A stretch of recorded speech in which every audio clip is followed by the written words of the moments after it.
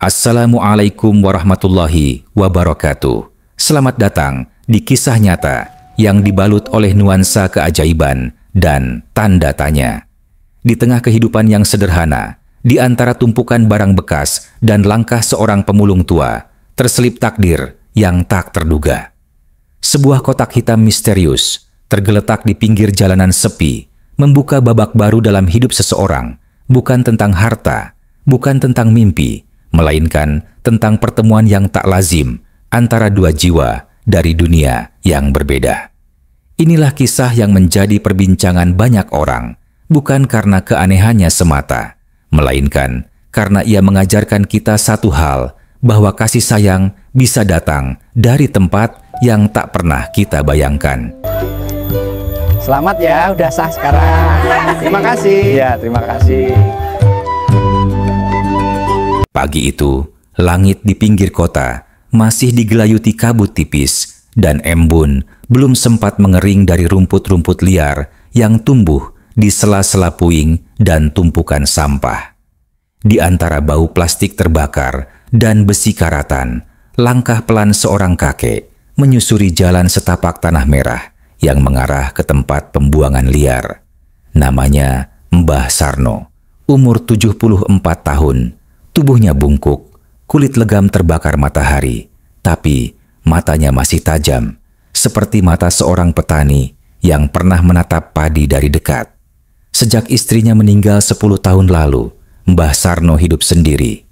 Rumahnya berupa gubuk kayu di pinggiran desa, nyaris tak terlihat dari jalan utama. Ia tak punya anak, dan kerabat pun sudah lama hilang kabar. Setiap pagi, dengan karung goni di punggung dan tongkat kayu penyangga, ia menyusuri kota mencari barang rongsokan, botol plastik, besi tua, kardus, apapun yang bisa dijual ke pengepul. Hasilnya tak seberapa, cukup untuk membeli beras dan garam, kadang tempe sisa kemarin. Namun pagi itu berbeda. Ketika ia melintas di belakang sebuah ruko kosong yang baru saja tutup permanen, matanya menangkap sesuatu yang tak biasa. Di antara tumpukan sampah dan kardus, ada sebuah kotak besar berwarna hitam, sedikit berdebu, namun tampak baru. Ukurannya nyaris sebesar peti mati, berbentuk persegi panjang, dan terbuat dari bahan yang sulit ditebak.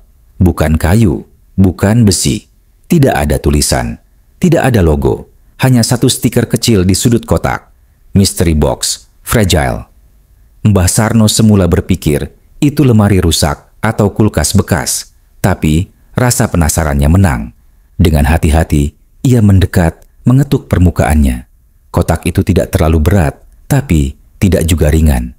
Saat ia coba menggoyangkan, terdengar suara seperti benda bergerak dari dalam. Ia mundur sejenak, bingung. Apakah ini jebakan? Barang terlarang? Tapi rasa ingin tahunya tak terbendung. Dengan kuku yang sudah menghitam karena tanah, ia mencoba membuka segel plastik yang menutup bagian samping kotak. Perlu beberapa menit hingga akhirnya tutupnya terbuka. Dan saat itu pula tubuh tuanya terperanjat.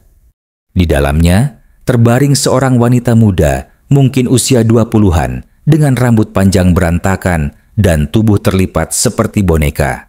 Pakaiannya tampak aneh, terlalu tipis, terlalu mencolok untuk dikenakan di pagi yang dingin. Matanya tertutup, napasnya teratur tapi lemah. Tidak ada luka, tapi jelas ia tidak sedang tidur biasa. Ya Allah Gusti, gumam Mbah Sarno pelan. Tangannya gemetar antara takut dan bingung. Ia segera memeriksa denyut nadi si wanita dengan jari-jari tuanya. Masih hidup, tapi pucat. Seperti baru saja keluar dari tempat gelap selama berhari-hari. Ia menatap sekeliling. Tidak ada siapa-siapa. Jalan masih sepi. Mobil-mobil belum lewat. Ia mencoba berpikir, melapor ke siapa? Polisi. Tapi nanti dia disangka penculik. Ke rumah sakit. Tapi bagaimana caranya membawa orang sebesar itu dengan karung dan tongkat tua? Akhirnya, ia memutuskan membawa wanita itu ke rumahnya. Dengan susah payah, ia menarik kotak itu ke atas gerobak kecil yang biasa ia dorong. Sepanjang perjalanan, keringat mengucur dari kening keriputnya. Beberapa orang melihat dari kejauhan, tapi Tak ada yang bertanya. Di mata mereka, itu hanya pemulung tua yang biasa lewat tiap pagi. Tak ada yang tahu bahwa di dalam gerobaknya kali ini bukan hanya rongsokan, tapi sebuah misteri yang akan mengubah hidup banyak orang.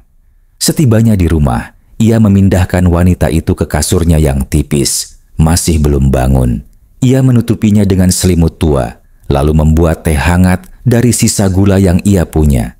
Ia duduk di sudut ruangan, menatap wanita itu dalam diam. Wajahnya cantik, terlalu cantik untuk ditemukan di tempat sampah. Matanya masih terpejam, tapi jemarinya mulai bergerak pelan. Mbah Sarno menarik napas panjang. "Mungkin ini bukan kebetulan," bisiknya lirih. "Mungkin Gusti Allah ngirim ujian atau hadiah."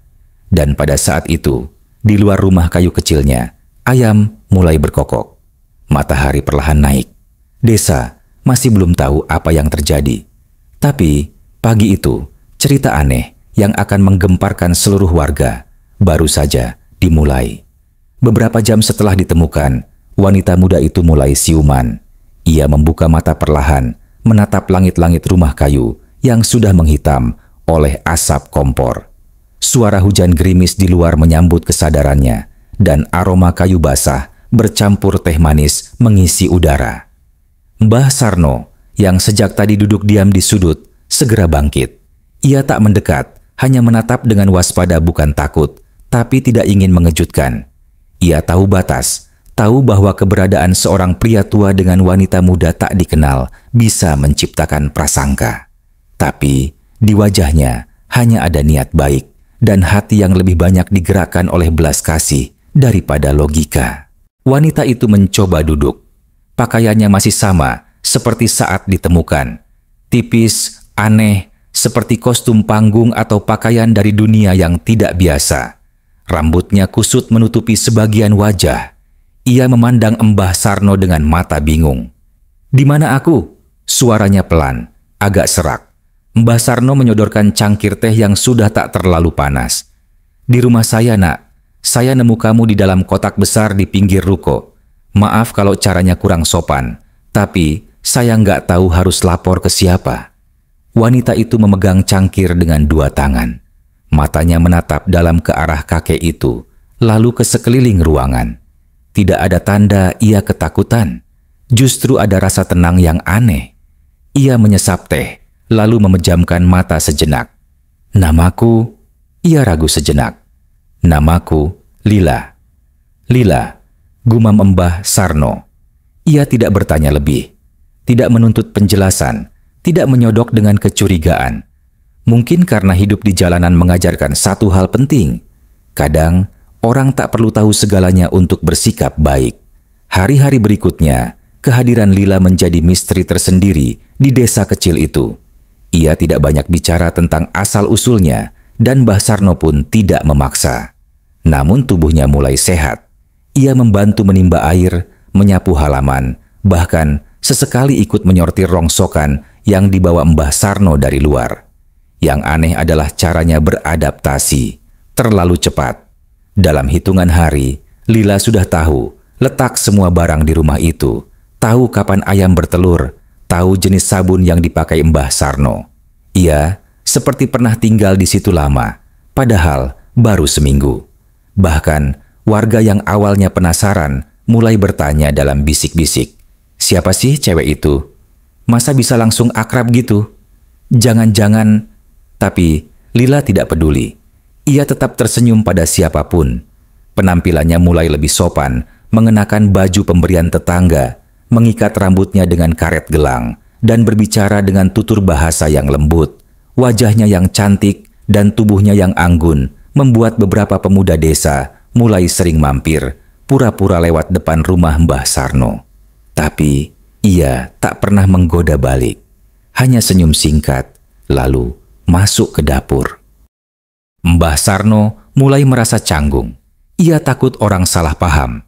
Ia hanya pemulung tua, hidup sendiri, dan kini ada seorang wanita muda yang tinggal bersamanya. Ia takut Lila jadi bahan gunjingan, atau lebih buruk, jadi korban fitnah. Suatu malam, saat mereka duduk berdua di beranda kecil, Sambil menyeruput wedang jahe, Mbah Sarno berkata, "Nak, saya ini cuma orang tua. Saya nggak tahu kamu siapa. Tapi kalau kamu mau pergi, saya bisa bantu cari tempat." Lila memandangnya. Matanya tidak marah, justru lembut. "Saya nggak mau kemana-mana, Mbah. Saya belum tahu tujuan saya. Tapi saya tahu satu hal. Tempat ini membuat saya merasa aman." Kata-kata itu membuat dada Mbah Sarno sesak. Bukan karena sedih, tapi karena beban perasaan yang sulit dijelaskan. Ia tidak ingin mengusir Lila, tapi ia juga tak ingin nama gadis itu rusak hanya karena hidup bersamanya. Dan seperti semesta sedang menguji batas kesabaran mereka, minggu itu keanehan mulai muncul. Suatu pagi, Pak RT datang mengetuk pintu. Di belakangnya ada beberapa ibu-ibu desa dan 2 remaja yang bisik-bisik sambil menatap sinis. "Maaf Mbah," kata Pak RT. "Ini ada sedikit laporan dari warga soal keberadaan perempuan muda di rumah sampean." Ada yang bilang, "Nggak pantas." Pak RT melanjutkan, "Saya tahu sampean orang baik, tapi di desa, Mbah, omongan orang lebih tajam dari pisau. Kalau sampean dan Mbak Lila memang tidak ada hubungan, ya mending dibicarakan baik-baik, supaya tidak muncul fitnah." Mbah Sarno menunduk, tidak marah, tidak menjelaskan. Ia hanya menatap Lila yang berdiri di dapur sambil menunduk pelan. Tidak ada amarah, hanya kesedihan yang merayap pelan seperti kabut pagi. Dan di titik itulah desas-desus berubah menjadi tuduhan bahwa Mbah Sarno dan Lila berbuat tidak senonoh, bahwa mereka hidup serumah tanpa ikatan, bahwa seorang pemulung tua menyembunyikan wanita cantik dari luar kota entah untuk tujuan apa. Padahal mereka hanya 2 manusia kesepian yang mencoba bertahan. Tapi masyarakat kadang tidak peduli pada kenyataan. Mereka hanya melihat apa yang tampak. Dan yang tampak di mata mereka adalah sesuatu yang tak biasa. Dan di tengah semua bisik-bisik itu, sebuah wacana mulai muncul. Apakah sebaiknya mereka dinikahkan saja? Desa itu kecil, tapi telinga dan lidahnya lebih tajam dari kota manapun. Sejak Pak RT datang ke rumah Mbah Sarno, kabar tentang wanita misterius yang tinggal bersama seorang pemulung tua menyebar seperti api di musim kemarau. Di warung kopi, para lelaki mengobrol sambil mengetikkan sesuatu ke WhatsApp. Di pos ronda, ibu-ibu berbicara dengan suara pelan tapi mata berbinar. Beberapa bahkan mulai memperhatikan rumah Mbah Sarno dari kejauhan, mencatat siapa yang keluar masuk, dan mencoba menyusun narasi yang cocok dengan prasangka mereka.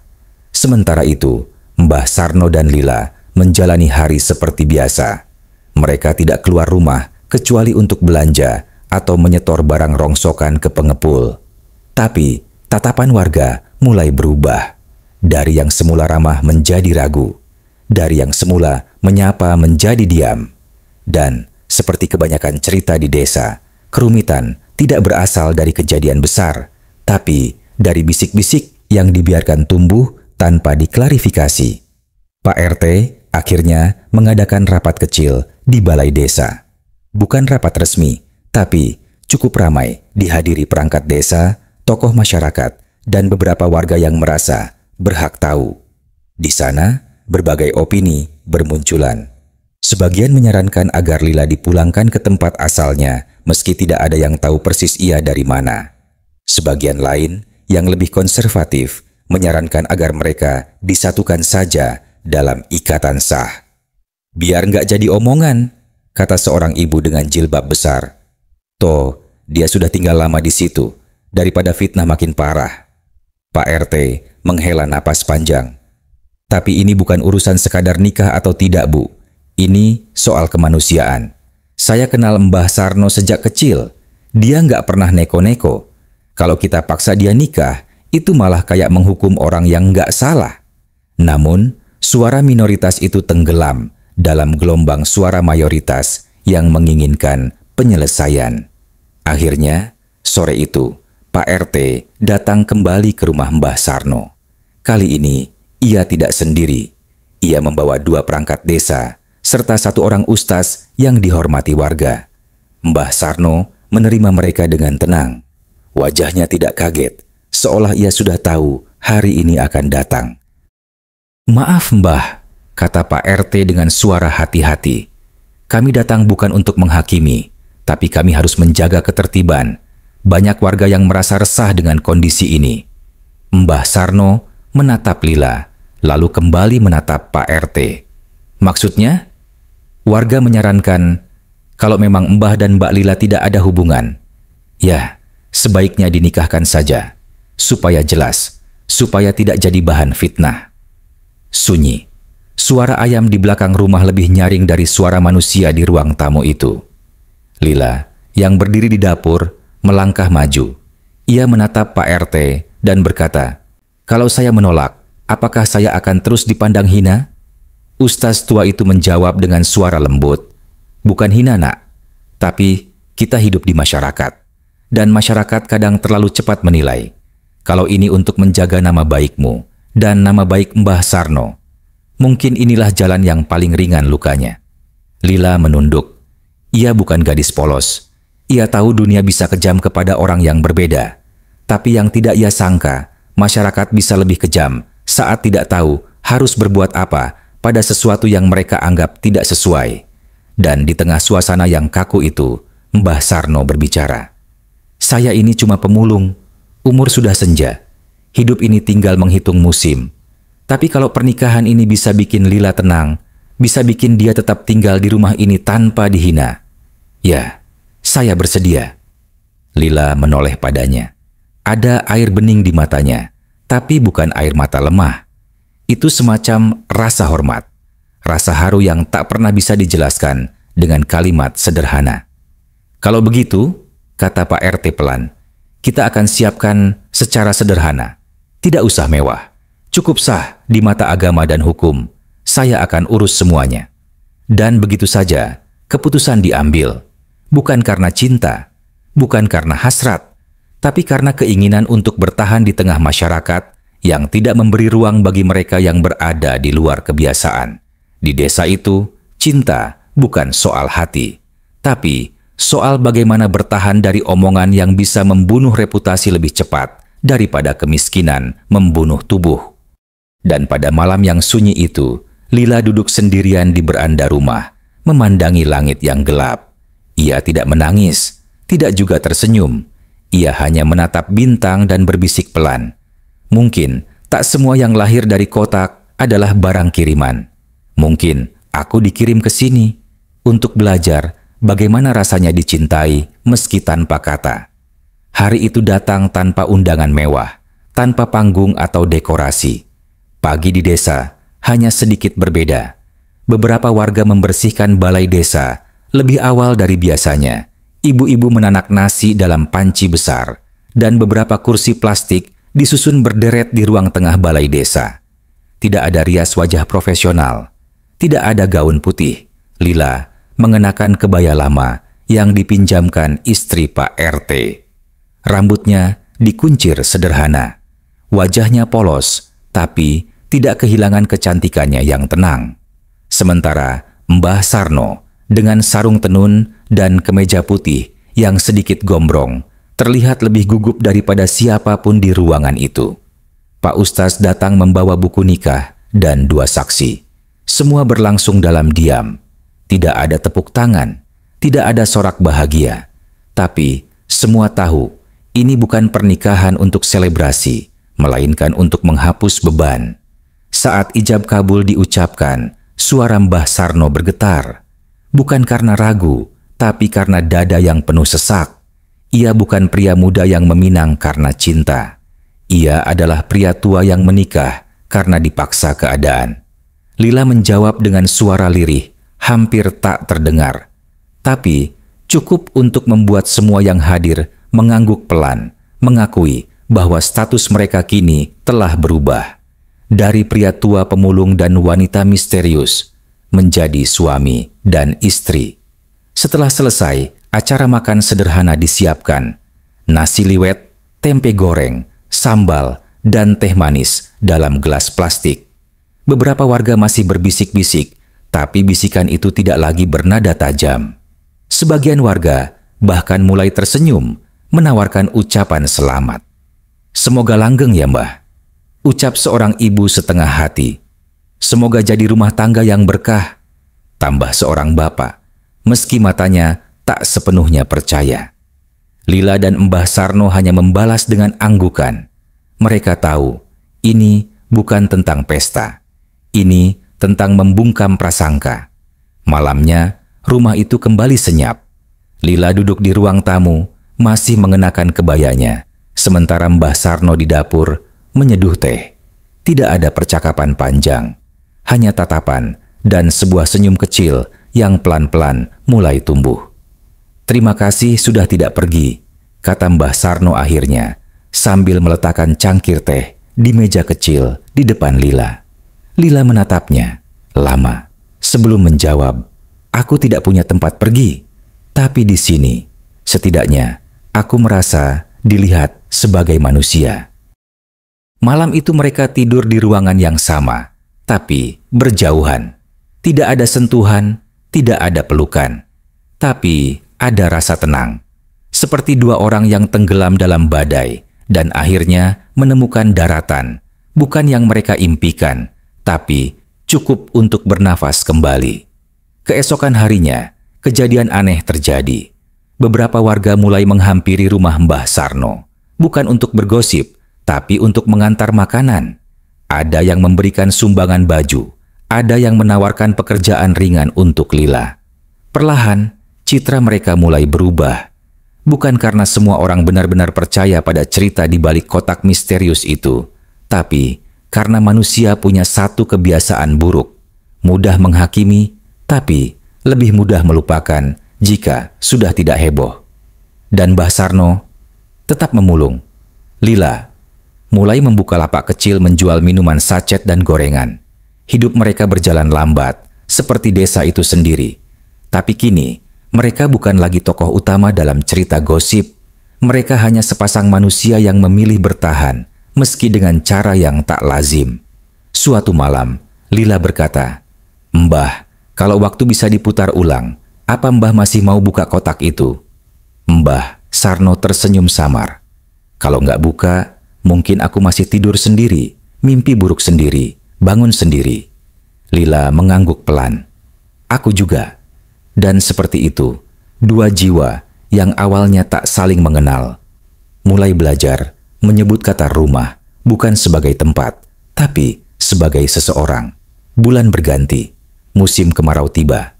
Tanah mulai retak, sawah mengering, dan angin membawa debu ke sudut-sudut rumah-rumah di desa. Tapi di rumah kecil milik Mbah Sarno, sesuatu tetap bertumbuh, bukan tanaman, bukan rejeki berlimpah, tapi hal lain yang tak terlihat, penerimaan.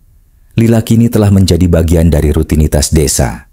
Ia bangun pagi, menyapu halaman, menyeduh teh, lalu membuka lapak kecil di emper rumah. Beberapa anak-anak kadang membeli permen atau minuman dingin. Kadang ada ibu-ibu yang mampir hanya untuk ngobrol, pura-pura membeli tempe. Mbah Sarno tetap seperti biasa. Bangun lebih pagi, menarik gerobak pelan, menyusuri pinggiran jalan, mengambil botol plastik dan kardus bekas. Tapi kini, ketika ia pulang, ada yang menyambut di beranda. Ada secangkir teh panas dan suara, "Mbah capek ya?" yang tak lagi terdengar asing. Namun cerita ini bukan tentang keajaiban yang mengubah hidup mereka jadi mewah. Tidak ada hadiah misterius, tidak ada donatur dadakan, tidak ada media yang datang mewawancarai. Yang ada justru sebaliknya, ketenangan yang lahir dari keterbatasan. Hingga suatu hari, sebuah mobil mewah berhenti di depan rumah mereka. Warnanya hitam mengilat, plat nomornya dari luar kota. Seorang pria muda turun, mengenakan jas rapi dan kacamata hitam. Ia membawa map di tangannya. "Permisi, ini rumah Pak Sarno?" tanyanya, sopan namun tegas. Lila membukakan pintu. Mbah Sarno keluar, masih mengenakan kaos lusuh. "Saya dari perusahaan e-commerce yang menjual kotak misterius itu," ujar pria itu. "Kami sedang menelusuri kejadian-kejadian yang viral belakangan ini, dan kami menemukan catatan pembelian atas nama Bapak." Mbah Sarno mengangguk pelan. Apakah Bapak bersedia menjadi bagian dari kampanye kami? Kami ingin menjadikan kisah Bapak dan Ibu sebagai inspirasi. Bagaimana cinta bisa muncul dari hal tak terduga? Lila menunduk, matanya menatap tanah. Mbah Sarno diam lama. Lalu ia berkata, "Mas, saya ini pemulung. Ibu ini. Dulunya bahkan nggak tahu siapa dirinya sendiri. Kami bukan inspirasi. Kami cuma hidup seadanya." Tapi pria itu tersenyum. "Justru itu, Pak. Kami butuh kisah nyata. Bukan yang sempurna, tapi yang jujur." Hari itu, Mbah Sarno dan Lila menolak dengan halus. Mereka tidak ingin jadi poster, tidak ingin masuk berita lagi. Bukan karena malu, tapi karena mereka tahu tidak semua cerita butuh penonton. Malamnya, Lila membuka kembali kotak misterius yang dulu ia keluar dari sana. Kotak itu masih ada di sudut gudang, kosong, berdebu, tapi utuh. Ia menatapnya lama, lalu berkata lirih, "Dulu aku takut tinggal di dalam kotak. Tapi sekarang, aku takut kalau kotak itu ditutup lagi."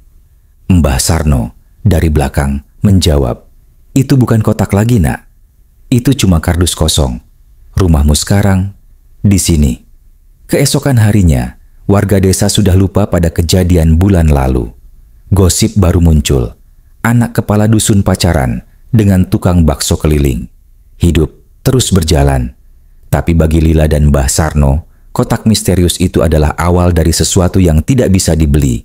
Pengakuan, kedamaian, dan cinta yang lahir bukan karena kecocokan, tapi karena keberanian untuk menerima.